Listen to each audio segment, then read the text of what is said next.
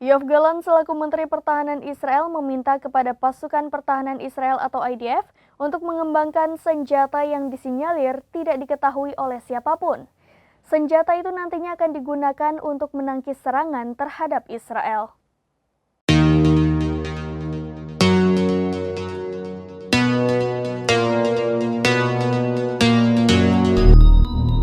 Yoav Gallant selaku Menteri Pertahanan Israel dilaporkan telah meminta pasukan pertahanan Israel atau IDF untuk mengembangkan senjata yang disinyalir tidak diketahui siapapun. Senjata itu dikabarkan akan digunakan untuk menangkis ancaman terhadap Israel. Kabar pengembangan senjata itu muncul setelah Amerika Serikat menyatakan berhenti mengirimkan senjata ke Israel.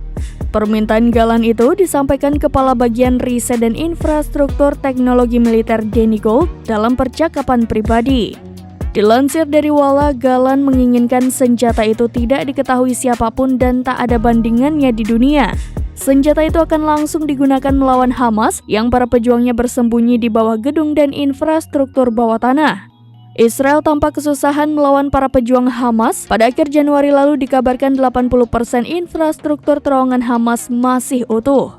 Sementara itu, Kementerian Pertahanan Israel mengonfirmasikan Gallant bahwa pengembangan senjata laser telah mengalami kemajuan yang melebihi perkiraan. Meski demikian, belum ada uji coba senjata laser yang digunakan oleh Israel. Diperkirakan senjata itu akan siap dalam 2 tahun mendatang dan bisa menangkis pesawat, roket, dan rudal. Senjata tersebut juga akan menjadi pelengkap sistem pertahanan udara Iron Dome milik Israel.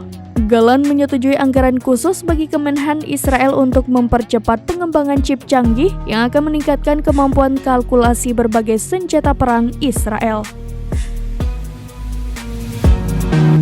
Demikian informasi terkini Syederalun. Saksikan terus berita lainnya di kanal YouTube Serambi News, website dan Facebook serambinews.com. Download Tribun X sekarang, menghadirkan lokal menjadi Indonesia.